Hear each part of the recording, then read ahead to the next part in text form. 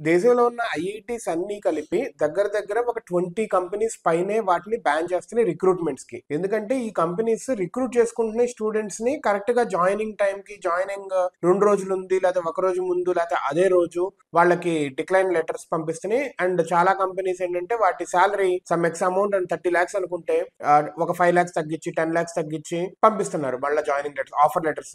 వీళ్ళ స్టూడెంట్స్ కి ఏమవుతుంది, ప్రాబ్లం అవుతుంది. ఐఐటీస్ లో ఏంటంటే ఒక రూల్, ఒక్కసారి ఒక కంపెనీకి అటెండ్ అయ్యి ఆఫర్ లెటర్ యాక్సెప్ట్ చేసిన తర్వాత ఇంకొక కంపెనీకి అటెండ్ అవడానికి లేదు. ఎందుకంటే ఇది రౌండ్ రాబిన్ లాగా మిగతా స్టూడెంట్స్ అందరికి కూడా రావాలి ఆఫర్స్ అనే విధంగా అనమాట. ఎందుకంటే ఇప్పుడు ఒక 100 మంది స్టూడెంట్స్ ఉన్నారనుకోండి, టాప్ 15-20 మెంబర్స్ కే రిపీటెడ్ ఆఫర్స్ వస్తా ఉంటే వెనక వాళ్ళకి పరిస్థితి ఏంటి?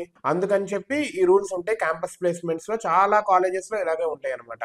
సో వీళ్ళకి ప్రాబ్లం అవుతుంది, అరే వచ్చింది జాబ్ అని చెప్పి మిగతా వాటికి అటెండ్ అవ్వకుండా ఇలా ఉంటారు.